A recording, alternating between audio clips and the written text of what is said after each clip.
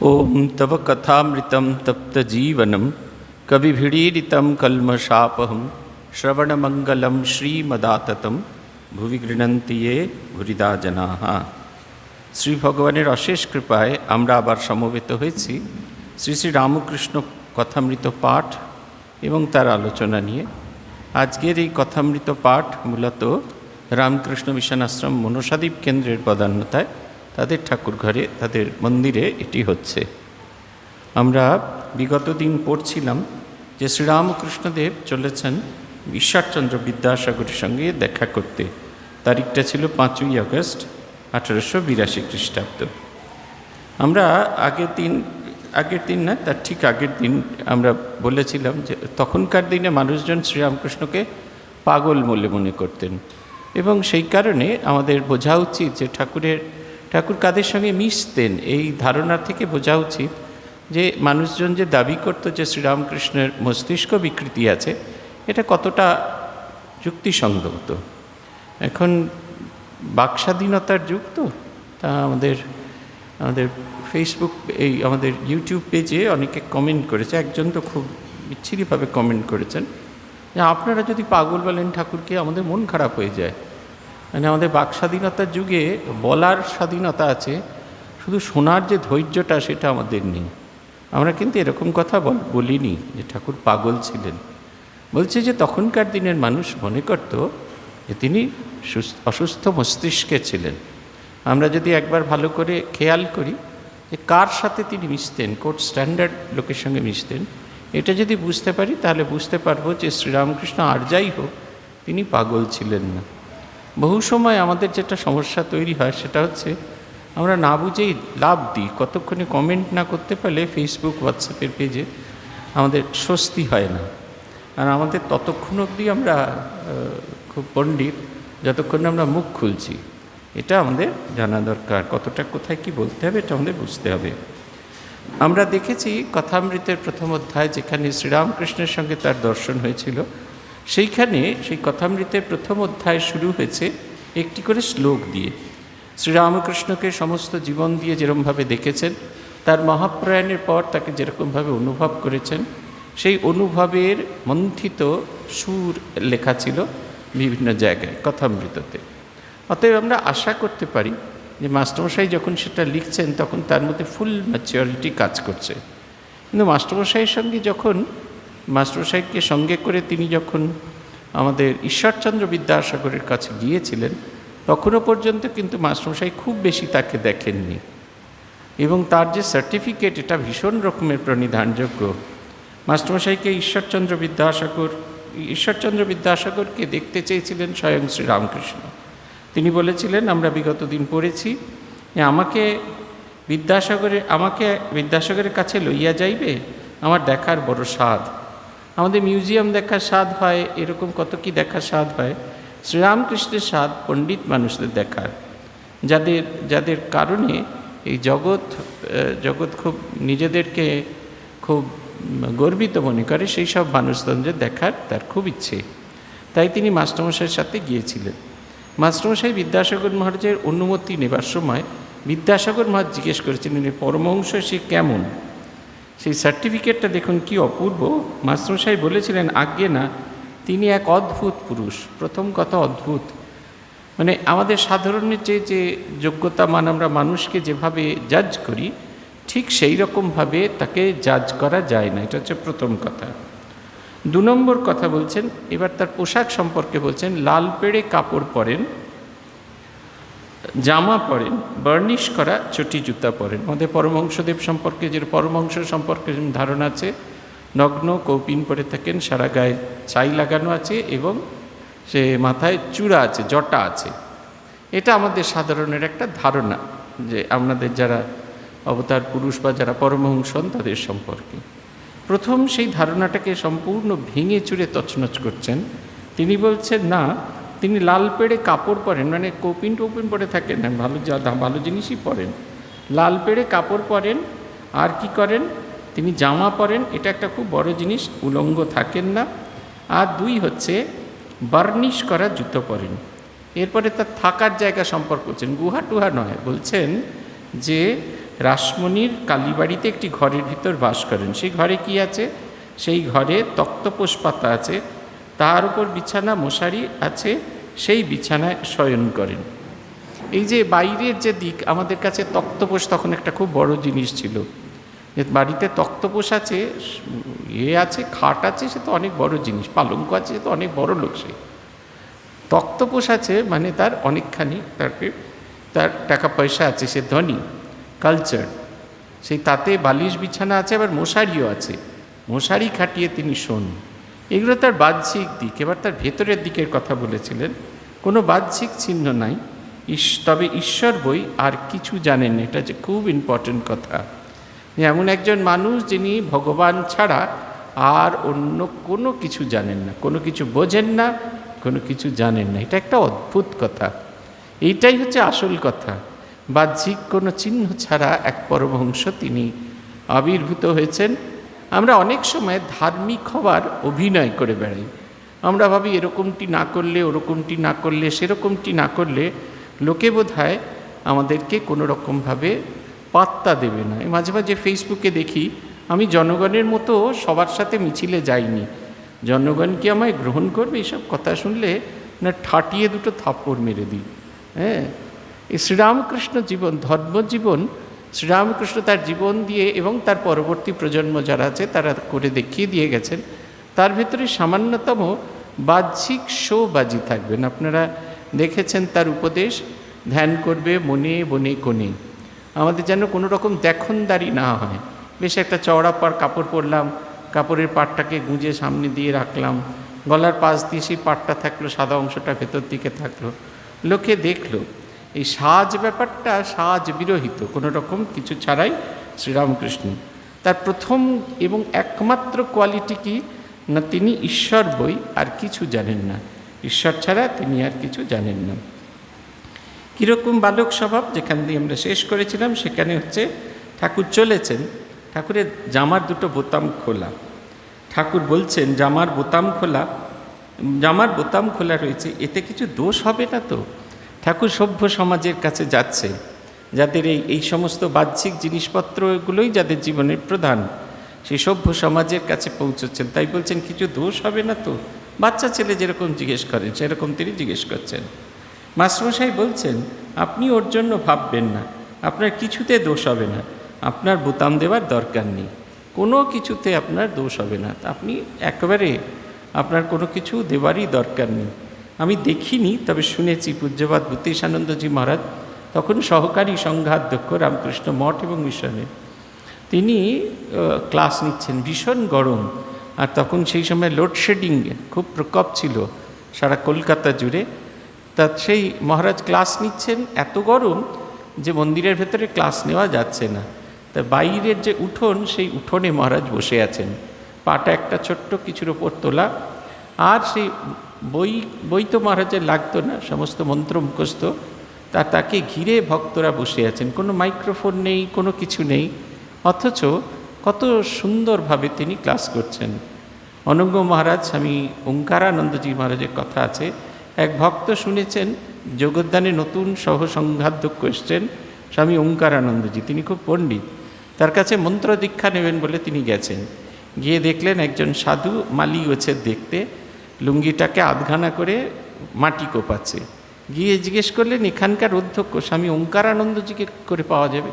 তিনি বললেন আপনি গিয়ে বসবার ঘরে বসুন, ওঙ্কারানন্দজি যাচ্ছেন আপনার সঙ্গে দেখা করতে। তারপরে তিনি তো গিয়ে বসবার ঘরে গিয়ে বসলেন, আর এই মালি ঘরে গিয়ে মুখাত পা ধুয়ে কাপড়টা কোমর থেকে খুলে লম্বা করে পরে জামা পরে তার সঙ্গে দেখা করতে গেলেন। তিনি হতবাক হয়ে আছেন, এই হচ্ছেন স্বামী ওঙ্কারানন্দ, একদম ভাইস প্রেসিডেন্ট, চেনার উপায় নেই।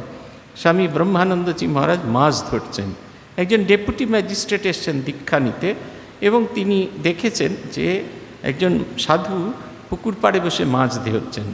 বাবুরাম মহারাজ যেসব রাজা মহারাজের মাছ ধরাটা পছন্দ করতেন না, কিন্তু স্বামী ব্রহ্মানন্দজি মাছ ধরতেন নিজের মন যেটা ঈশ্বরেগত হয়ে গেছে সেটাকে জাগতিক ভূমিতে নিয়ে আসার জন্য। আর তিনি বসে আছেন, খোঁজ করছেন অধ্যক্ষ কখন আসবেন। ডেপুটি ম্যাজিস্ট্রেট তো, সবাই তার জন্য বসে থাকে, আর তিনি কারোর জন্য অপেক্ষা করছেন, এটা তার সহ্য হচ্ছে না।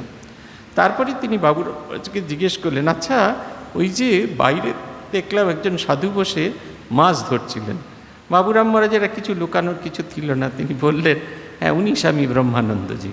উনি উঠে দাঁড়িয়ে বললেন, রক্ষে করো বাবা, এই মেছো সাধুর কাছে মন্ত্র দীক্ষা আমার নেওয়ার দরকার নেই বলে যেরকম এসেছিলেন হন হন করে চলে গেলেন। তখন আরোগ্য ভবনের যে গেট, যেটা পল্লীমঙ্গলের গেট, ওটাই বেলুড় মঠের মেইন গেট ছিল, সেই রাস্তা দিয়ে হন হন করে চলে গেলেন। রাজামাঝ ডান দিকে বসে পুকুর, এখন যেখানে আরোগ্য ভবন আছে ওখানে খুব বড় একটা পুকুর ছিল, সেইখানে বসে পুকুরের ঘাটে বসে মাছ ধরছেন। রাজামাঝের দিকে ফিরেও তাকালেন না। রাজামাঝ ফিরে আসতে বাবুরাম মাঝ খুব অসন্তোষ প্রকাশ করলেন। তখন তিনি বলছেন, ঠাকুরের কৃপা হলে এরকম কত ডেপুটি আসবে যাবে। পরের দিন আবার সেই ডেপুটি ম্যাজিস্ট্রেট এসে হাজির, আর তিনি এসে প্রেসিডেন্ট মহারাজ আমাদের রাজামাঝে হাতে পায়ে ধরছেন দীক্ষা নেওয়ার জন্য। বলছেন, কি মশাই, কাল যে বলে গেছিলেন এরকম মেছো সাধুর কাছে দীক্ষা নেবেন না? বলছেন, না, রাত্রিরে কালকে ঠাকুর এসে বললেন ওর তুই খালি আর একটা রূপ দেখলে আরেকটা রূপও দেখা দরকার। বাবুরাম মহারাজকে বলছেন। এবার বাবুরাম মহারাজ তাকে নিয়ে রাজা মহারাজের কাছে গেছেন, গিয়ে দেখলেন গভীর ভাব সমাধিতে মগ্ন স্বামী ব্রহ্মানন্দজি মহারাজ। তিনি মন্ত্র দীক্ষার সময় যা কিছু জিনিসপত্র এনেছিলেন তার সঙ্গে হুইল আর ডোর দিয়েছিলেন, আর ওই ছিপ ধরার সেই যন্ত্র সেসব দিয়েছিলেন। আমি সেগুলো দেখেছি, দীর্ঘদিন ধরে সেটা স্বামী ব্রহ্মানন্দজি মহারাজের সমাধি মন্দিরের দোতলায় একটি আলমারির ওপর খুব যত্ন করে রাখা ছিল। পরে যখন নতুন মিউজিয়াম হলো, সেইগুলো সেই মিউজিয়ামে স্থান পেয়েছেন। এই হলেন একেবারে বাহ্যিক কোনো রকম কোনো এই মালিন্যরহিত পারিপাট্যহীন অবতার। তিনি এসেছেন বিদ্যাসাগরের সঙ্গে দেখা করতে। সিঁড়ি দিয়া উঠিয়া একেবারে প্রথম কামরাটিতে উঠিবার পর ঠিক উত্তর দিকের কামরাটিতে ঠাকুর ভক্তগণের সঙ্গে প্রবেশ করিতেছেন। বিদ্যাসাগর কামরার উত্তর পার্শ্বে দক্ষিণাস্য হইয়া বসিয়াছেন। সম্মুখে একটি চারকোনা লম্বা পালিশ করা টেবিল, টেবিলের পূর্বধারে একখানা পেছন দিকে হেলান দেওয়া বেঞ্চ আছে। টেবিলের দক্ষিণ পার্শ্বে পশ্চিম পার্শ্বে কয়েকখানি চেয়ার। বিদ্যাসাগর দুই একটি বন্ধুর সহিত কথা কহিতেছিলেন। ঠাকুর প্রবেশ করিলে বিদ্যাসাগর দণ্ডায়মান হইয়া অভ্যর্থনা করিলেন। ঠাকুর পশ্চিমাস্য টেবিলের পূর্ব পার্শ্বে দাঁড়াইয়া আছেন, বাম হস্ত টেবিলের উপর, পশ্চাতে বেঞ্চিখানি। বিদ্যাসাগরকে পূর্ব পরিচিতের ন্যায় এক দৃষ্টে দেখিতেছেন ও ভাবে হাসিতেছেন। এই যে বিদ্যাসাগরকে এর আগে কখনো দেখেননি, বিদ্যাসাগর মহাশয় শুধু নাম শুনেছেন, কিন্তু বিদ্যাসাগরকে দেখে তিনি এমনভাবে নিজেকে প্রেজেন্ট করলেন যেন কতদিনের পরিচয়, যেন কত আদতে কিন্তু তাই বহু জন্ম জন্ম ঈশ্বরের সঙ্গে আমাদের সম্পর্ক। তিনি বলছেন না, আমাদের গীতায় অর্জুনকে ভগবান বলছেন যে আমি এই জন্মে একে এই বলেছিলাম, তাকে এই বলেছিলাম, তাকে ওই বলেছিলাম। তখন অর্জুন জিজ্ঞেস করছে, এই তো তোমার সেই দিন জন্ম হলো, মনু ইক্ষাকু এদেরকে কি করে বললে? বলছেন, তুমি জানো না, আমি দীর্ঘ দীর্ঘ জন্মান্তরে জন্মগ্রহণ করেছি, তুমি সেটা জানতে পারোনি, তুমি বুঝতে পারোনি, কিন্তু তাই বলে ওইটা শেষ কথা নয়। ভগবানের সঙ্গে আমাদের জন্মান্তরের সম্পর্ক, জন্মান্তর দিয়ে সম্পর্ক। প্রতি জন্মের শেষে আমরা আবার নতুন করে তার সঙ্গে সম্পর্কে বন্ধনে বাঁধিত হই, রিনিউ করি, বন্ধনে বাঁধা পড়ি না, রিনিউড করে রিলেশনশিপটা। সে অনেকটা সেই লাইব্রেরিতে বই থাকে না, আপনি পড়লেন, 14 দিন আপনার আছে, আপনাকে আরেকটু পড়তে হবে, বইগুলো নিয়ে রিনিউ করে নিলেন, একই বই আবার নতুন করে আরও 14 দিনের জন্য এক্সটেনশন করলেন। সেই ভগবানের সাথে আমাদের রিলেশনশিপটা এই নতুন জন্মে এক্সটেনশন করছেন, সেইটার যেন প্রকাশ। তিনি যেন বিদ্যাসাগরকে দেখছেন আর ভাবছেন কত বছর যুগ যুগান্তর ধরে চিনি। এবার দেখুন মাস্টারমশাইয়ের পাওয়ার অফ অবজারভেশন। ভক্তের এই গুণটা থাকাটা খুব জরুরি, এটা যদি না থাকে তাহলে খুব মুশকিল। আমাদের সবার এই গুণটা থাকা দরকার। বিদ্যাসাগরের বয়স আন্দাজ 62-63, ঠাকুরের চেয়ে তিনি বড়। আমরা বিগত দিন বলেছিলাম 16 বছরের বড়। ঠাকুরের জন্ম 1836 আর বিদ্যাসাগরের জন্ম 1820 সালে। তাই বলছেন ঠাকুর শ্রীরামকৃষ্ণ অপেক্ষা 16-17 বছরের বড় হইবেন। পরনে থান কাপড়, পায়ে চটি জুতা, গায়ে একটা হাত কাটা ফ্লানেলের জামা, মাথার চতুর্পার্শ্বে উড়িষ্যাবাসীদের মতো কামানো। কথা কহিবার সময় দাঁতগুলি উজ্জ্বল দেখিতে পাওয়া যায়। দাঁতগুলি সমস্তই বাঁধানো। মাথাটি খুব বড়, উন্নত ললাট, একটু খর্বাকৃতি। ব্রাহ্মণ, তাই গলায় উপবী। মাস্টারমশাইয়ের এই পাওয়ার অফ অবজারভেশন দেখছেন, খুঁটিয়ে খুঁটিয়ে দেখছেন। শুধু দেখছেন না, এমন করে বর্ণনা করছেন আমরাও যেন চোখ বন্ধ করলে বিদ্যাসাগর মশাইকে দেখতে পাবো।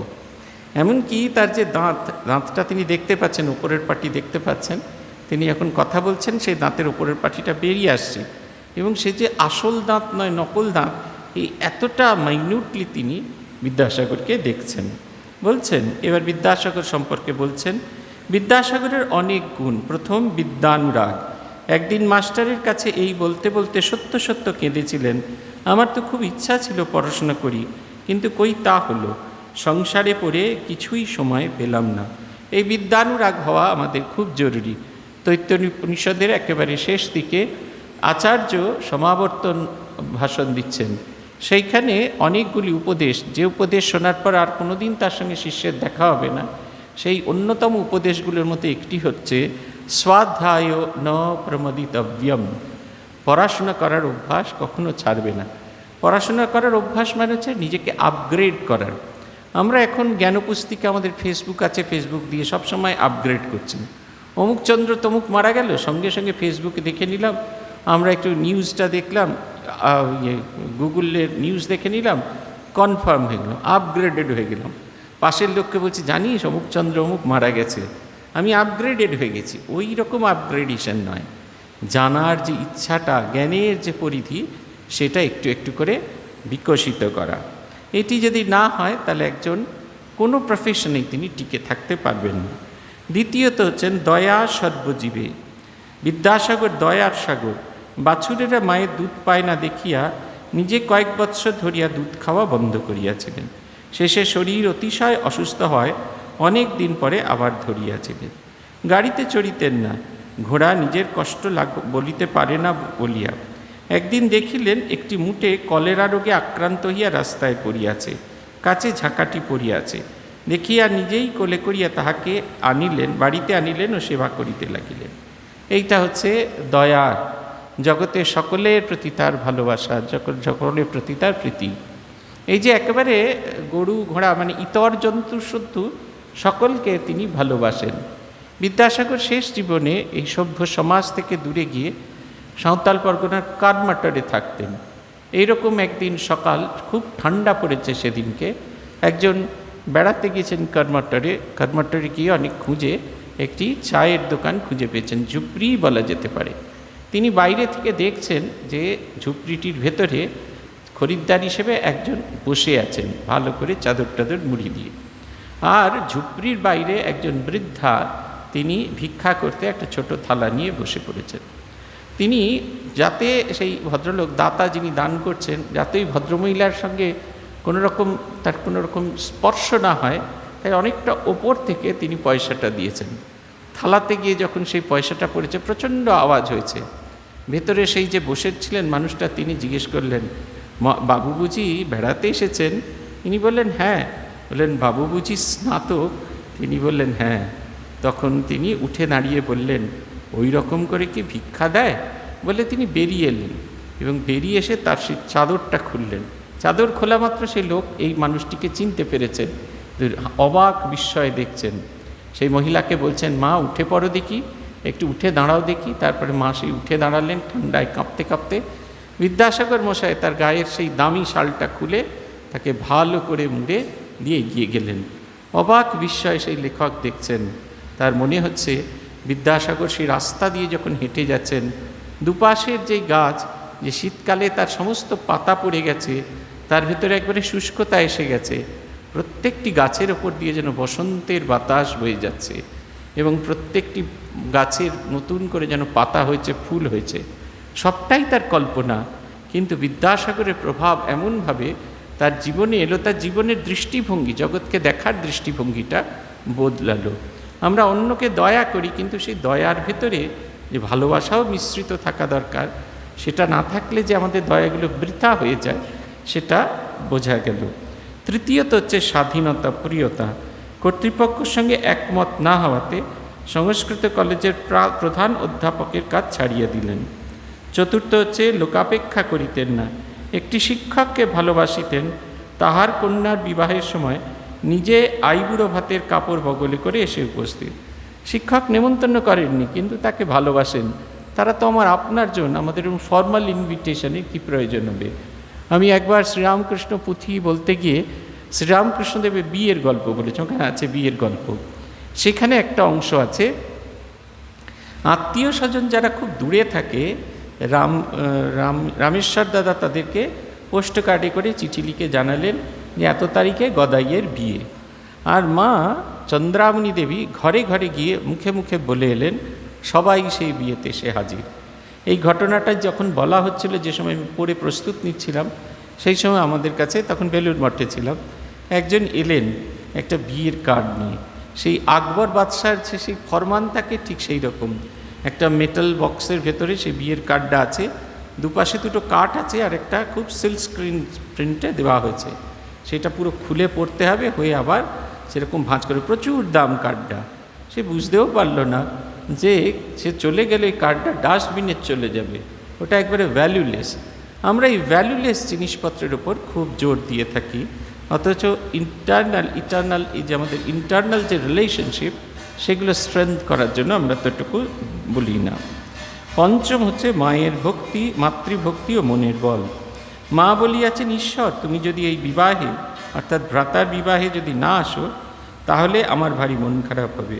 তাই কলিকাতা হইতে হাঁটিয়া গেলেন। পথে দামোদর নদী, নৌকা নাই, সাঁতার দিয়া পার হইয়া গেলেন।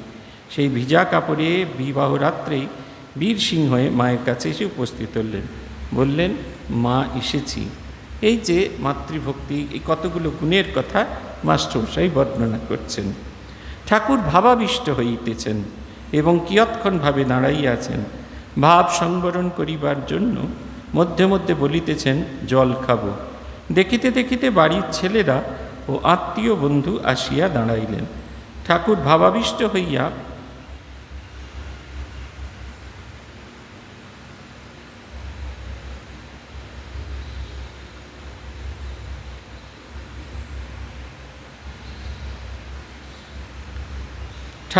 ভাবাবিষ্ট হইয়া বেঞ্চির উপর বসিতেছেন। একটি 17-18 বছরের ছেলে সেই বেঞ্চে বসিয়াছে। বিদ্যাসাগরের কাছে পড়াশোনার সাহায্য প্রার্থনা করিতে আসিয়াছে। ঠাকুর ভাবাবিষ্ট, ঋষির অন্তর্দৃষ্টি ছেলের অন্তরের ভাব সব বুঝিয়াছেন। একটু সরিয়া বসিলেন ও ভাবে বলিতেছেন, মা, এ ছেলের বড় সংসারাসক্তি। তোমার অবিদ্যার সংসার, এ অবিদ্যার ছেলে। যে ব্যক্তি ব্রহ্মবিদ্যার জন্য ব্যাকুল নয়, শুধু অর্থকরী বিদ্যা উপার্জন করার জন্য, তাহার উপার্জনের জন্য শুধু অর্থকরী বিদ্যা উপার্জন তাহার পক্ষে বিড়ম্বনা মাত্র। এ কথা কি ঠাকুর বলিতেছেন? ঠাকুর নিজেই চালকলা বাঁধা বিদ্যা শেখেননি। যে বিদ্যায় মন ঊর্ধ্বমুখী হয় না, সেই বিদ্যা তিনি কিছুতেই শিখবেন না। যে বিদ্যায় শুধুমাত্র চাল ডাল নিত্য প্রয়োজনীয় জিনিস জোগাড় করতেই চলে যায়, সেই বিদ্যা তিনি শিখতে রাজি হননি। আমাদের উপনিষদে আছে, যখন আমাদের ইনি তার সম্পদ ভাগ করে দিচ্ছেন, ঋষি তার সম্পদ ভাগ করে দিচ্ছেন, তার বিদুষী স্ত্রী তাকে জিজ্ঞাসা করছেন, এই যে সম্পদ তুমি ভাগ করে দিচ্ছ, এতে দিয়ে কি আমার ব্রহ্মজ্ঞান হবে? মৈত্রেয়ী জিজ্ঞেস করছেন যে এই দিয়ে কি আমার ব্রহ্মজ্ঞান হবে? তার স্বামী বললেন, না, এই সম্পদ দিয়ে তোমার ব্রহ্মজ্ঞান হবে না। উনি বললেন, যে সম্পদ আমায় ব্রহ্মজ্ঞান দেবে না, সেই সম্পদ আমাদের প্রয়োজন নেই। বিদ্যাসাগর ব্যস্ত হইয়া একজনকে জল আনিতে বলিলেন। মাস্টার জিজ্ঞাসা করিলেন, কিছু খাবার আনিলে ইনি খাবেন কি? তিনি বললেন, আজ্ঞা, আনুন না। বিদ্যাসাগর ব্যস্ত হইয়া ভিতরে গিয়া কতগুলি মিঠাই আনিলেন এবং বলিলেন, এগুলি বর্ধমান থেকে এসেছে। ঠাকুরকে কিছু খাইতে দেয়া হলো। হাজরা ও ভবনাথও কিছু পাইলেন। মাস্টারকে দিতে আসলে পরে বিদ্যাসাগর বলিলেন, ও ঘরের ছেলে, ওর জন্য আটকাচ্ছে না। ঠাকুর একটি ভক্ত ছেলের কথা বিদ্যাসাগরকে বলিতেছেন। সে ছোকরাটি এখানে ঠাকুরের সামনে বসেছিল। ঠাকুর বলিলেন, এ ছেলেটি বেশ সৎ, আর অন্তঃসার যেমন ফল্গু নদী, উপরে বালি, একটু খুঁড়লেই ভেতরে জল বইছে দেখা যায়। ঠাকুরকে বিদ্যাসাগর মিষ্টি খাওয়ালেন এবং ঠাকুর সেই সমীপাগত একটি ছাত্রের কথা বলছেন। সেই ছেলেটি সৎ, শুধু তাই নয়, তার ভেতরে সমস্ত দিব্য গুণ আছে, অথচ বাইরে তার কোনো প্রকাশ নেই। আমরা পূজ্যপাদ আত্মস্থানন্দজি মহারাজের কাছে যেতাম, আমাদের ভীষণ ভয় করতো, ভীষণ শক্ত, সবসময় মনে হতো এই বোধহয় বকে দিলেন, এই বোধহয় বকে দিলেন, এই বোধহয় বকে দিলেন। আমরা একবার তখন সাধু হয়ে গেছি, তখন পূজ্যপাদ মহারাজকে একবার বলছি, ব্রহ্মচারী তখন আমরা বলছি মহারাজকে যে আপনি আমাদের একটুও ভালোবাসেন না। মহারাজ বললেন এরম কথা কেন বলছিস? আর যখন এখন তিনি আমাদের রাঁচি মোরাবাদীর অধ্যক্ষ, তিনি বললেন যখনই আপনি আমাদের দেখেন তখনই খুব বকাঝকা করেন। তখন মহারাজ খানিকক্ষণ গম্ভীর হয়ে বললেন আমার দুটো দিক আছে, দুটো রূপ আছে, একটা সুইট আর একটা সাওয়ার। আমি আমার সাওয়ার রূপটা খুব পছন্দ করি, একবারে তেতো টকটা, সেটাই পছন্দ করি। সেইটা দেখে যদি তোমার মনে হয় আমি তোমাদের ভালোবাসি না, তাহলে আমার কিছু করার নেই। মাঝে বাইরের অংশটা খুব শক্ত ছিল, একবারে খুব কড়া প্রশাসক, কিন্তু ভেতরে একটা মাতৃহৃদয় সবসময় ছিল। এই ছেলেটিরও তাই। ফল্গু নদীর যেরকম না খুঁড়লে ভেতরে যে জল আছে সেটা বোঝা যায় না, ওপরটা বালির স্তর থাকে, ঠিক সেই রকম এই ছেলের অন্তঃস্থলেও দিব্য গুণের সমাবেশ আছে, বাইরের দিকে থেকে দেখে বোঝা যাচ্ছে না। মিষ্টিমুখের পর ঠাকুর সহাস্যে বিদ্যাসাগরের সঙ্গে কথা কহিতেছেন। দেখিতে দেখিতে এক ঘট লোক হইয়াছে, কেউ উপবিষ্ট, কেউ দাঁড়াইয়া। শ্রীরামকৃষ্ণ, আজ সাগরে এসে মিশলাম। এতদিন খাল, বিল, হদ্দ, নদী দেখেছি, এইবার সাগর দেখছি। সকলের হাস্য। বিদ্যাসাগর বললেন, তবে নোনা জল খানিকটা নিয়ে যান। শ্রীরামকৃষ্ণ বলছেন, না গো, নোনা জল কেন? তুমি তো আর অবিদ্যার সাগর নও, তুমি যে বিদ্যার সাগর। সকলের হাস্য। তুমি ক্ষীর সমুদ্র। সকলের হাস্য। বিদ্যাসাগর বলছেন, তা বলতে পারেন বটে। এতদিন খাল, বিল, নদী তিনি দেখছেন। খাল, বিল, নদী মানে ছোটোখাটো সাধকদের দেখেছেন, এবার মহাসাধকের সঙ্গে দেখা হয়েছে। শ্রীরামকৃষ্ণ বিদ্যাসাগরের সম্পর্কে বলতে গিয়ে বলছেন, অন্তরে সোনা চাপা আছে, খপর নাই। তার ভেতরে যে অনন্ত ঐশ্বর্য আছে সেইটার তার খপর নাই। সেই কারণে সে তার নিজের ভেতরের যে অন্তরের যে ঐশ্বর্য সেটিকে জানতে পারে না, তাই বাহ্যিক জিনিসপত্র নিয়ে সে মেতে আছে। দেখবেন স্বামী বিবেকানন্দ জগন্মাতার কাছে 4টি জিনিস প্রার্থনা করেছিলেন, জ্ঞান, ভক্তি, বিবেক, বৈরাগ্য। এই জ্ঞান থাকা আমাদের খুব জরুরি।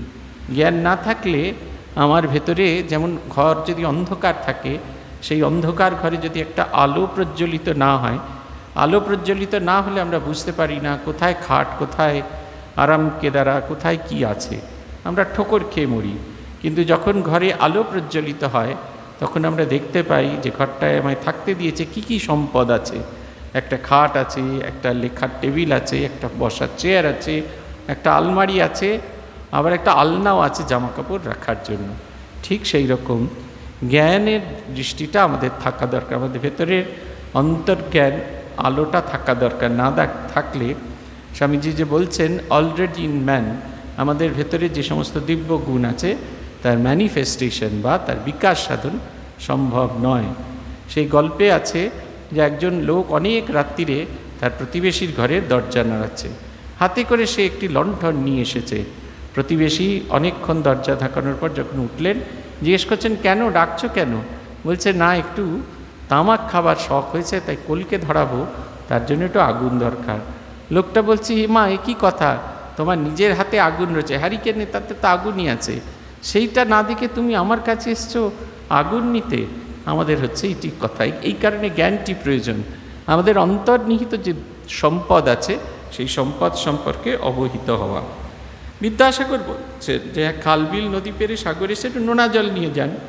ঠাকুর তাকে বলছেন, নোনা জল কেন হবে গো? তুমি তো অবিদ্যার সাগর নয়, তুমি যে বিদ্যার সাগর, তুমি ক্ষীর সমুদ্র, তুমি সেই অপূর্ব সেই ভাব, যে ভাব ধারণ করলে মানুষের জীবনে বদল হয়। দেখুন, ইনি কনফার্ম করছেন, অ্যাফার্ম করছেন, এটা বলছেন, তা বলতে পারেন বটে। বিদ্যাসাগর চুপ করিয়া রহিলেন। শ্রীরামকৃষ্ণের সামনে যেন তার কথা বেরোচ্ছে না। ঠাকুর কথা কহিতেছেন, তোমার কর্ম সাত্ত্বিক কর্ম। সত্যের রজ সত্যগুণ থেকে দয়া হয়। দয়ার জন্য যে কর্ম করা যায় সে রাজসিক কর্ম বটে, কিন্তু এ রজগুণ, সত্যের রজগুণ, এতে দোষ নাই। সুখদেবাদি লোকশিক্ষার জন্য দয়া রেখেছিলেন, ঈশ্বর বিষয় শিক্ষা দিবার জন্য। তুমি বিদ্যাদান, অন্নদান করছে, এও ভালো। নিষ্কাম করতে পারলেই এতে ভগবান লাভ হয়। বলছেন কেউ করে নামের জন্য, পুণ্যের জন্য, তাদের কর্ম নিষ্কাম নয়, আর সিদ্ধ তো তুমি আছোই। এটা হচ্ছে কথা। বলছেন তুমি যে কর্ম করছো সেটি সাত্ত্বিক কর্ম। বাহ্যিক দেখলে বোঝা যায় যে যেন তিনি অনেক রাজসিক কর্ম করছেন। এই স্কুল বানাচ্ছেন, স্কুলে ছাত্র পড়াচ্ছেন, এই ছেলেপুলেদের সাহায্য করছেন, বিধবা বিবাহ দিচ্ছেন, নানা রকম কর্ম। কিন্তু এই সব কিছুর ভেতরে একটা ভগবানের সঙ্গে একটা সম্পর্ক রয়েছে। আপনারা দেখবেন আমাদের গীতার প্রত্যেকটি অধ্যায়ের শেষে, প্রত্যেকটি অধ্যায়ের নাম, তার নামের শেষে একটি শব্দ লেখা আছে, সেটা হচ্ছে যোগ। ভক্তি যোগ, কর্মযোগ, জ্ঞানযোগ। যোগ কেন না, উচ্চ ভাবের সঙ্গে যদি সংযুক্ত না হয় তাহলে কিন্তু কোনো কাজই কাজ নয়। ভক্তি যদি ঈশ্বরের সঙ্গে সংযুক্ত না হয়, ঈশ্বরীয় ভাবনার সঙ্গে সংযুক্ত না হয়, তাহলে সেটা একেবারে সেই লবণহীন অন্নের মতো হয়ে যাবে। তাই এই যুক্তি উচ্চ ভাবের সঙ্গে সংযুক্তি থাকা দরকার। আমরা যখন যে কর্মই করি না কেন, আমাদের যেন উচ্চ ভাবের সঙ্গে আমাদের ভেতরে সংযুক্তি থাকে, এবং সেই সংযোগটি যদি না থাকে তাহলে ভীষণ সমস্যা তৈরি হয়ে থাকে। তাই বলছেন বাইরে থেকে যেটা দেখছি সেটাতে তোমার মনে হচ্ছে তুমি যেন রাজসিক কর্ম করছো, কিন্তু এটা সত্যের রজ। বলছেন তুমি যা কিছু করো না কেন এটা যেন নিষ্কাম হওয়া দরকার, অর্থাৎ এর বদলে আমি কিচ্ছু চাই না। সে গান আছে না, কিচ্ছু চাইনি আমি আজীবন ভালোবাসা ছাড়া, সেখানেও কিন্তু চাওয়া আছে, আমি ভালোবাসা চাইছি, কিচ্ছু চাইছি না। এইটা হচ্ছে কথা, শুধু তোমার প্রীতি উৎপাদন করার জন্য। প্রিয়তাম পুণ্ডরীকাক্ষ সর্বযজ্ঞেশ্বর হরি, তস্মিন তুষ্টে জগৎ তুষ্টম, প্রণীতে প্রণীত জগৎ। ভগবানের কাছে প্রার্থনা করছি আমরা পুজো করার পর, এই যা কিছু করছি সব তোমার প্রিয়তা উৎপাদন করার জন্য। তুমি প্রীত হলে জগৎ প্রীত হবে, এবং তুমি যদি প্রীত না হও তাহলে জগৎ আমার প্রতি প্রীত থাকবে না, তারা অপ্রীত হয়ে যাবে। তখন আমার এই জীবন যাপনের কোনো মানেই হয় না। আমরা অনেক সময় গোয়ার্তুমি করি, অনেক সময় জেদ করি, কিন্তু আমরা বুঝতে পারি না যে আমরা আস্তে আস্তে ওই একটা আবরণ নিজের গায়ের ওপর লাগিয়ে ফেলছি। সেই আবরণটা যত আমরা লাগাচ্ছি তত আমরা ঈশ্বর থেকে বহু দূরে চলে যাচ্ছি। কেশবচন্দ্র সেন প্রথম দিন যখন এসেছিলেন শ্রীরামকৃষ্ণের কাছে, তিনি জিজ্ঞাসা করেছিলেন যে ঈশ্বরকে কেন মূর্তিতে সাধন করার দরকার। পশ্চিমের বারান্দায় ঠাকুর তাকে নিয়ে গিয়েছিলেন এবং অস্তমিত সূর্যের দিকে তাকিয়ে বলেছিলেন, আচ্ছা সূর্য কি ওই রকম ছোট? কেশব বলেছিলেন, না, সূর্য আমাদের পৃথিবী থেকে অনেক দূরে আছে, সেই কারণে বিরাট সূর্যকে আমরা ছোট দেখি।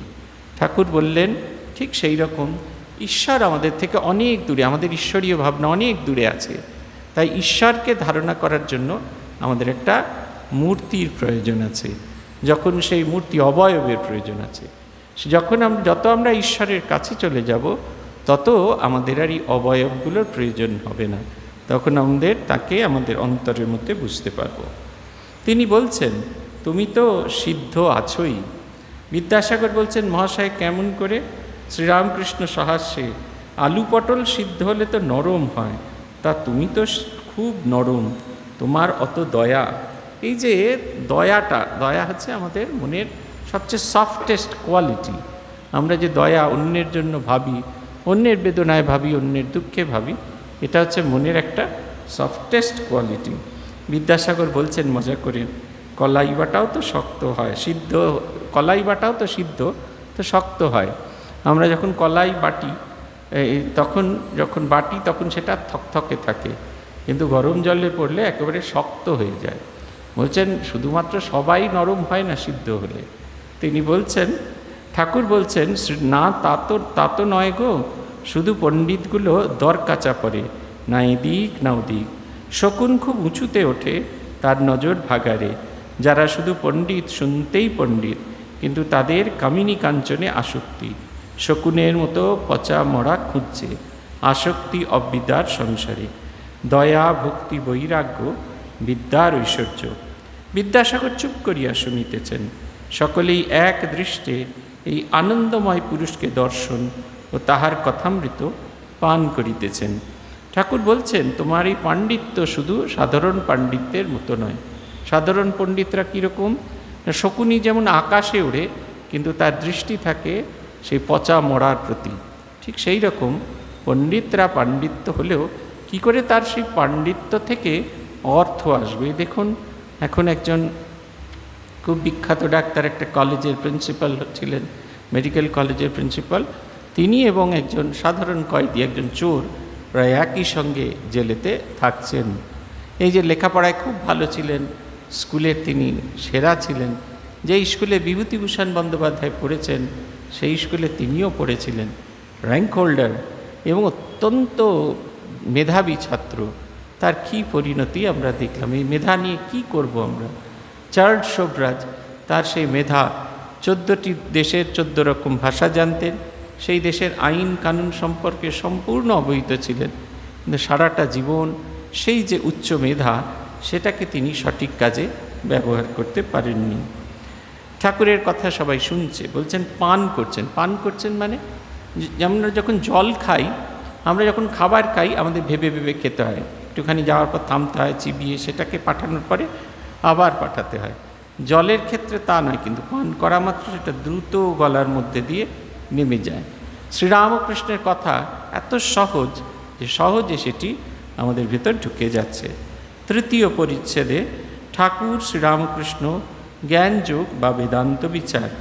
বিদ্যাসাগর মহাপণ্ডিত যখন সংস্কৃত কলেজে পড়িতেন তখন নিজের শ্রেণীর সর্বোৎকৃষ্ট ছাত্র ছিলেন। প্রতি পরীক্ষায় প্রথম হইতেন ও স্বর্ণপদকাদি বা ছাত্রবৃত্তি পাইতেন। ক্রমে সংস্কৃত কলেজের প্রধান অধ্যাপক হইয়াছিলেন।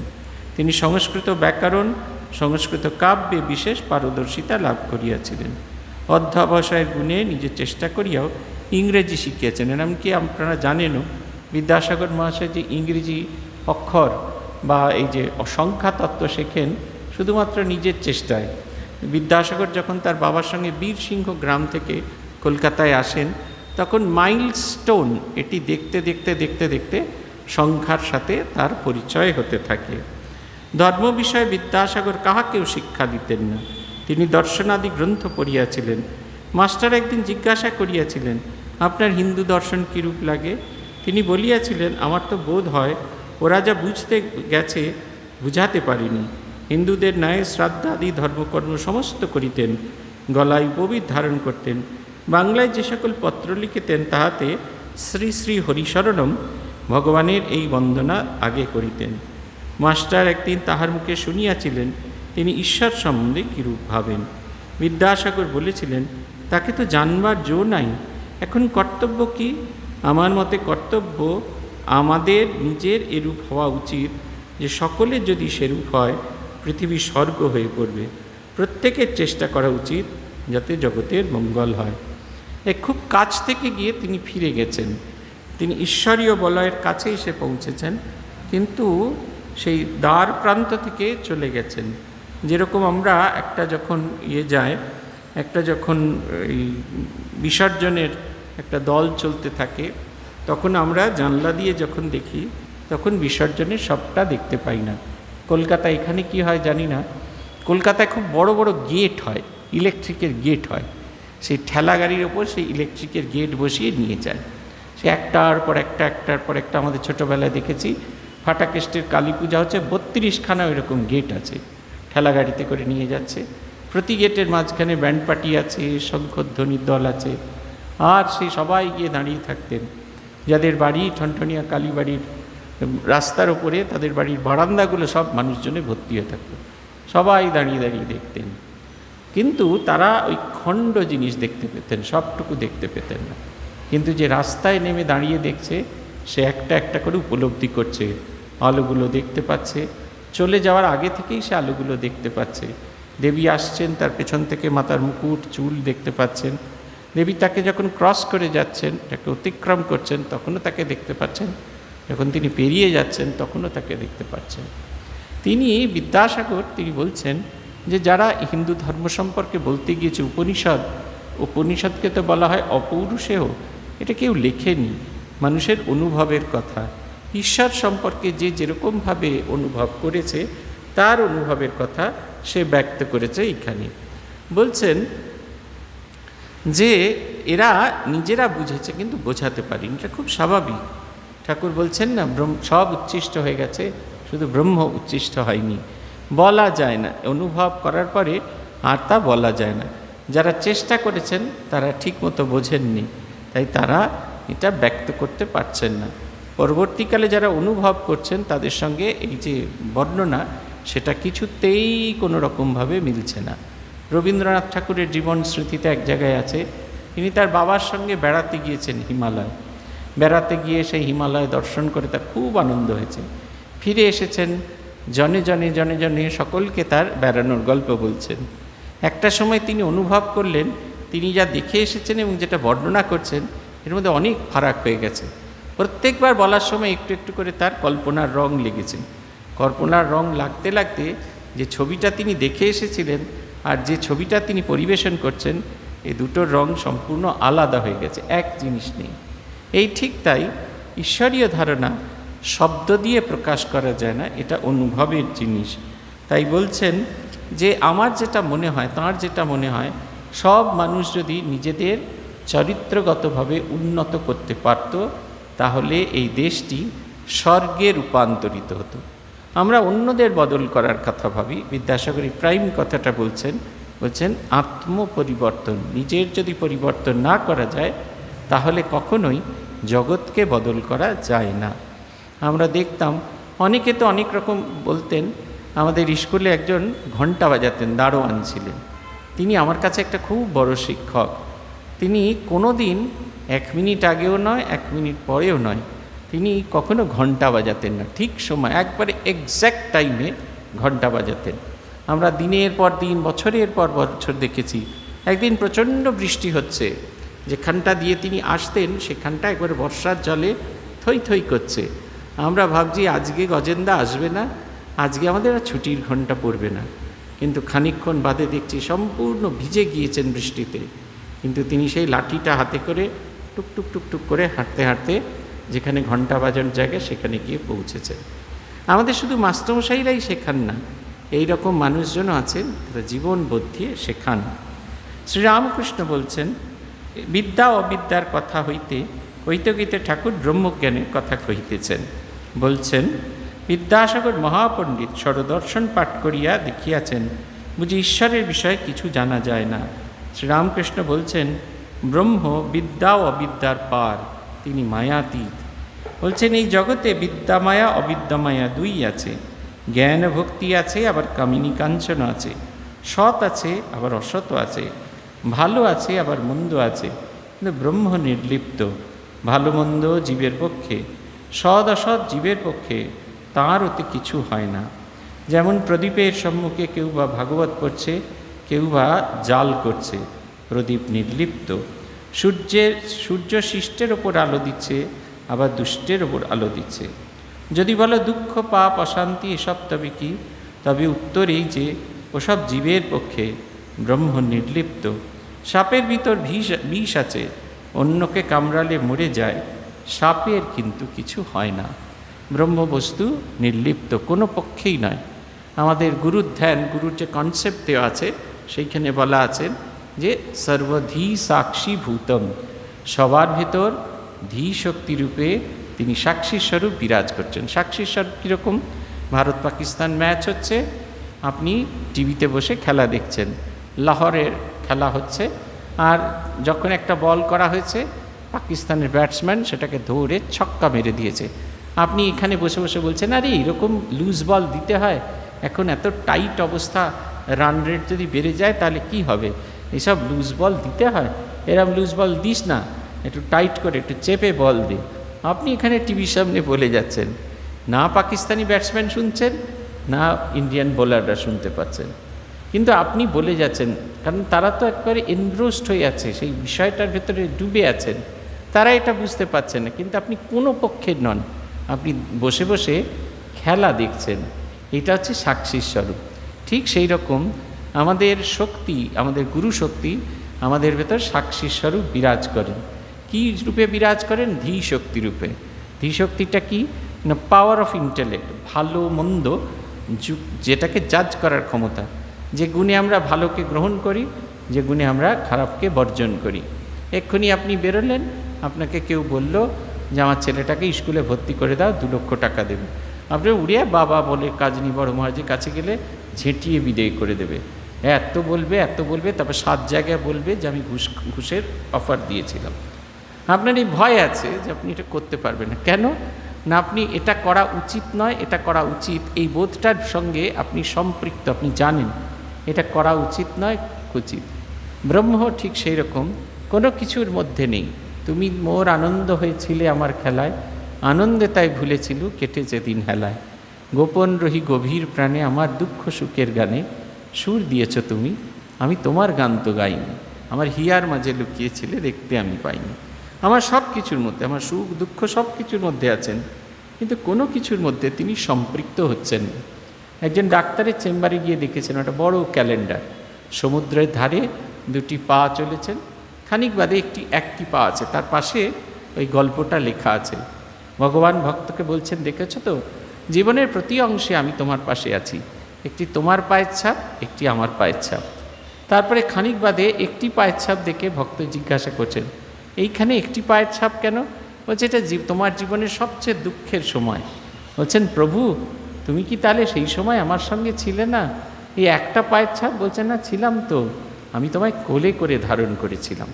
এই দেখুন, এই যে তিনি সব কিছুর মধ্যে আছেন, আমার সব কিছু সুখ দুঃখ সব কিছুর মধ্যে আছেন, কিন্তু আমাদের জানতে দিচ্ছেন না তিনি আছেন। ব্রহ্মবস্তু ঠিক সেই রকম, তিনি নির্লিপ্ত, কোনো পক্ষের মধ্যে নন। সেই কারণে ভগবানকে বলা হচ্ছে মায়াতীত, সমস্ত মায়ার অতীত যিনি, মায়া দিয়ে যাকে ধরা যায় না, তিনি বরং এই জগৎকে তার মায়ার আবরণ দিয়ে ধরেন। তিনি কিছুতেই আমাদের তার মায়ার বাইরে যেতে দেন না। তিনি হলেন মায়াতীত, মায়াধীন নয়। তিনি গুণাতীত, 3 গুণের কোনোটা দিয়েই তাকে ধরানো যায় না। এ কথামৃতে গল্প আছে যে একজন ডাকাতের হাতে পড়েছে, 3 ডাকাতের হাতে পড়েছে। একজন বলছে একে এখানেই মেরে ফেলে রাখা দরকার, দ্বিতীয় ডাকাত বলছে না না, মারার দরকার নেই, সব কিছু হরণ করে একে গাছের সাথে বেঁধে রাখো। তৃতীয় ডাকাত নিঃশব্দে দাঁড়িয়ে দাঁড়িয়ে দেখছেন।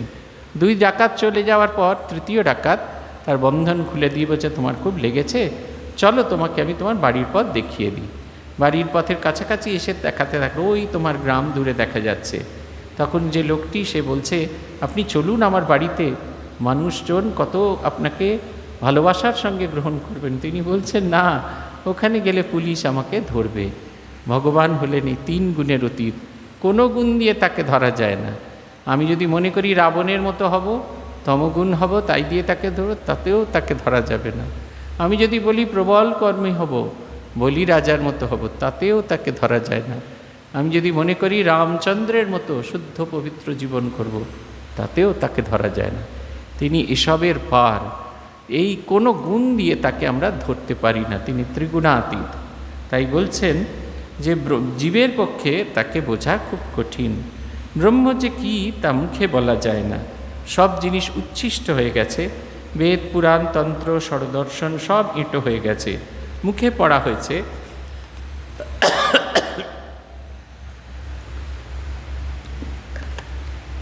মুখে উচ্চারণ হয়েছে, তাই ইঁটো হয়েছে।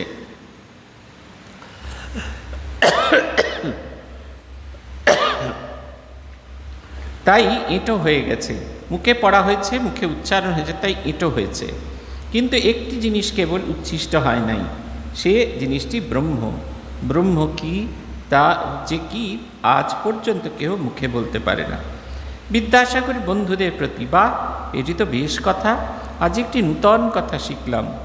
বিদ্যাসাগরকে শ্রীরামকৃষ্ণদেব বলছেন, একটি বাপের 2 ছেলে, ব্রহ্মবিদ্যা শিখবার জন্য ছেলে দুটিকে বাপ আচার্যের হাতে দিলেন।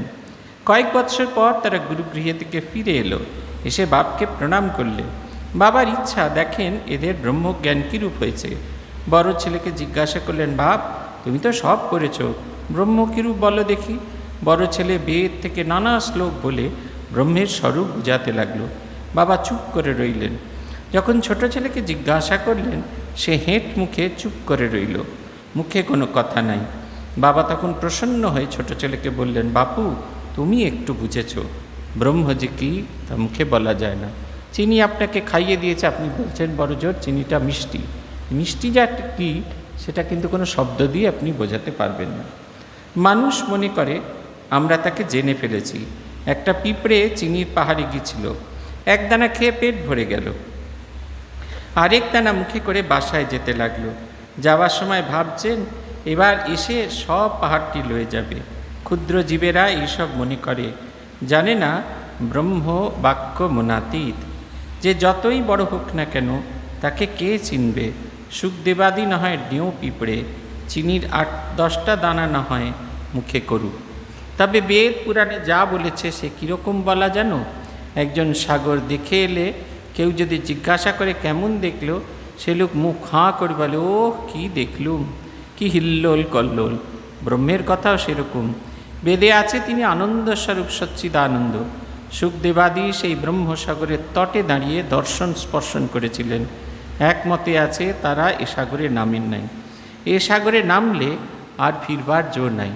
আপনারা যারা সাগর দর্শন করেননি, বাড়িতে বসে আছেন, তারা সাগর সম্পর্কে শুনেছেন আগের দিনের সেই ভরা কোটালে 5টা ঘাটই ভেঙে গেছে। তারপরে কাগজেও পড়েছেন, তারপরে আপনারা যখন ঘাটে গিয়ে দেখলেন তখন দেখলেন হ্যাঁ, সাগরের ঘাটগুলো সব ভেঙে গেছে। এই প্রত্যক্ষ অনুভবের সঙ্গে যতক্ষণ না পর্যন্ত বিদ্যা যুক্ত না হয় তখন সে বিদ্যা সম্পূর্ণ নয়। আপনি বলছেন যে দুধের সঙ্গে চালের গুঁড়ি, চিনি এটা ভালো করে মিশিয়ে ঠান্ডা করে তারপরে একটা পাত্রে রেখে তার উপরে কাজু কিশমিশ দিয়ে রাখলে সেটা ফিরনি হয়, আপনি শুনেছেন। কিন্তু যতক্ষণ না সেটা তৈরি হচ্ছে আর সে তৈরি করে খাওয়াটা খেয়েছেন ততক্ষণ পর্যন্ত আপনার পূর্ণ অনুভূতি হয় না। সমাধিস্থ হলে ব্রহ্মজ্ঞান হয়, ব্রহ্ম দর্শন হয়। সে অবস্থায় বিচার একেবারে বন্ধ হয়ে যায়, মানুষ চুপ করে যায়। ব্রহ্ম যে কী বস্তু তা মুখে বলা যায় না। লুনের ছবি, লুনের পুত্তলিকা সমুদ্র মাপতে গেছিল, সকলের হাস্য। কত গভীর জল তার খপর দেবে, খপর দেওয়া তার হলো না। যেই নামা অমনি গলে গেল, কে আর খপক দিবে। যত ব্রহ্ম বস্তুর মধ্যে ডুবে যাবে তখন আর কিছুতেই আর খুঁজে পাওয়া যাবে না। নির্বাণানন্দজি মহারাজকে কথা আছে, তাকে স্বামী ব্রহ্মানন্দজি আশীর্বাদ করেছিলেন যে তার ব্রহ্মজ্ঞান হবে। শেষের দিকে তাকে দেখলে বোঝা যেত বিরাট বড় বড় চোখ, এরকম বাচ্চা ছেলেরা যেরকম করে তাকিয়ে থাকে এরকম করে তাকিয়ে আছেন। এই জগতের সাথে কোনো জায়গায় তার কোনো সম্পর্ক নেই, কোনো কিছুর মধ্যে নেই। তিনি যেন একটা অতীন্দ্রিয় আনন্দের ভেতরে ডুবে আছেন, অথচ এই জগতের মধ্যে আছেন, সকলের প্রণাম নিচ্ছেন, সকলের কথা বলছেন, কিন্তু তিনি একটা অন্য জগতের মধ্যে বিরাজ করছেন। এটা একটা অদ্ভুত ব্যাপার। একজন প্রশ্ন করিল, সমাধিস্থ ব্যক্তি যার ব্রহ্ম হয়েছেন তিনি কি আর কথা কন না? শ্রীরামকৃষ্ণ বিদ্যাসাগরাদির প্রতি শঙ্করাচার্য লোকশিক্ষার জন্য বিদ্যার আমি রেখেছিলেন। ব্রহ্মদর্শন হলে মানুষ চুপ হয়ে যায়। যতক্ষণ দর্শন না হয় ততক্ষণই বিচার। ঘি কাঁচা যতক্ষণ থাকে ততক্ষণই কলকলানি। পাকা ঘির কোনো শব্দ হয় না, ততক্ষণ পাকা ঘির কোনো শব্দ হয় না। যখন পাকা গিয়ে আবার লুচি পড়ে তখন আবার ছ্যাঁক কলকল করে। যখন কাঁচা লুচিকে পাকা করে তখন আবার চুপ হয়ে যায়। তেমনি সমাধিস্থ পুরুষ লোকশিক্ষা দিবার জন্য আবার নেমে আসে, আবার কথা কয়। বলছেন এই যে কি সুন্দর উদাহরণ, ঘি যখন আমরা গরম করি তাতে যে জল থাকে, সেই জল থাকার জন্য যতক্ষণ না সেটা ইভাপোরেটেড হচ্ছে ততক্ষণ চিকচিক চিকচিক করতে থাকে, তারপরে সেটা শান্ত হয়ে যায়। ঘি গরম হয়ে গেলে তাতে আবার যখন লুচি ফেলা হয় তখন এই আটা মাখার সময় যে জলটুকু তার ভেতরে আছে সেই কারণে আবার চাই পটপট পটপট করতে থাকে। তারপরে যখন সেটাও ইভাপোরেটেড হয়ে যায় তখন সেটা আর কোনো রকম কোনো আওয়াজ করে না। যতক্ষণ মৌমাছি ফুলে না বসে ততক্ষণ ভন ভন করে। ফুলে বসে মধুপান আরম্ভ করলে চুপ করে যায়। মধুপান করবার পর মাতাল হয়ে আবার কখনো কখনো গুনগুন করে। পুকুরে কলসিতে জল ভরবার সময় ভক ভক শব্দ হয়, পূর্ণ হয়ে গেলে আর শব্দ হয় না। তবে আরেক কলসিতে যদি ঢালাঢালি হয় তবে অবশ্যই শব্দ হয়। এটা হচ্ছে কথা। যখন পূর্ণতা না হচ্ছে, আমরা যে এত বকবকানি করছি, পূর্ণতা যতক্ষণ না হচ্ছে ততক্ষণ পর্যন্ত আমাদের এই রকম হতে থাকে। আর যখন পূর্ণ হয়ে যায় তখন আমাদের মধ্যে আর কোনো শব্দ থাকে না। মা দক্ষিণ ভারতে গিয়েছেন, মা বলছেন গৌরদাসী টৌরদাসী যদি থাকতো তাহলে এদের সঙ্গে 2-4টি কথা বলতো। তার মনে হচ্ছে ভক্তরা যেন তার কোনো কথা শুনতে চাইছেন এবং শুনতে না পেয়ে তাদের যেন খুব কষ্ট হচ্ছে। তারা ভক্তরা বললেন না না, কোনো কথার দরকার নেই, আমাদের এতেই খুব আনন্দ হচ্ছে। ব্রহ্মবস্তু বসে আছেন শান্ত চুপ, আমাদের দেখেই যেন আনন্দ। পূজ্যপাদ আত্মস্থানন্দজি অসুস্থ হয়ে এসেছেন, বেলুড় মঠে হাসপাতাল থেকে নিয়ে আসা হয়েছে সন্ন্যাস দেবেন বলেন। শান্ত ধীর স্থির হয়ে বসে আছেন, তাতেই যেন মনে হচ্ছে কত কী। যখন সব অনুষ্ঠান শেষ হলো, গলা খাঁকড়ি দিচ্ছেন, একটু একটু শব্দ বোঝা যাচ্ছে না। আমাদের আনন্দে একবারে ভরপুর হয়ে আছে। আর মহারাজকে দেখছি অত অসুস্থতা, হাতের ভেতরে স্যালাইনের নল করা আছে, পেটের ভেতর নল করা আছে, সেখান দিয়ে খাওয়ানো হবে, ওগুলো যেন তাকে কোনো রকমভাবে ছুটছে না। তিনি যে একটা অতীন্দ্রিয় রাজ্যে, অতীন্দ্রিয় জগতের মধ্যে বিরাজ করছেন। ব্রহ্মবস্তুকে প্রাপ্ত হলে মানুষ সেই অতীন্দ্রিয় রাজ্যেতে বিচরণ করে। সেই রাজ্য থেকে ফিরে আসা যায়, কিন্তু এই রাজ্যের বাসী হওয়া যায় না, আবার তাকে সেই অনন্তের মধ্যে ফিরে যেতেই হয়। যে একবার ধরুন আপনারা সাগরে আমরা দেখি তো, যারা একবার সাগর ছেড়ে চলে গেছে তারা আর সাগরে বড় একটা ফিরে আসে না। ফিরে এলেও 2-4 দিনের জন্য ফিরে আসে, তারপরে আবার তারা তাদের নিজের জায়গায়, নিজের কাজের জায়গায় ফিরে যায়। এও ঠিক তাই, ব্রহ্মবস্তু দর্শন হলে তার মধ্যে সে ডুবে থাকে। কখনো কখনো সে নেমে আসে মাটির পৃথিবীতে, মাটির মানুষজনদের সঙ্গে কথা বলবে বলে, কিন্তু সেই আবার যখন সে তার যখন কাজ ফুরিয়ে যায়, আবার তখন সে সেই অনন্তের সঙ্গে মিশে যায়। আজ এই পর্যন্ত।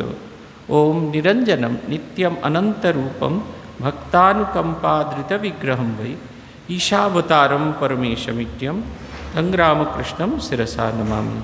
আপনাদের সঙ্গে আগামী 2 সপ্তাহ কথামৃতে দেখা হবে না, 1 সপ্তাহ দেখা হবে না। এরপরে আপনাদের সঙ্গে আবার 2রা অক্টোবর মহালয়ের দিন স্বামী অখণ্ডানন্দজির আবির্ভাব তিথিতে আবার আপনাদের সঙ্গে দেখা হবে। আজ এই পর্যন্ত।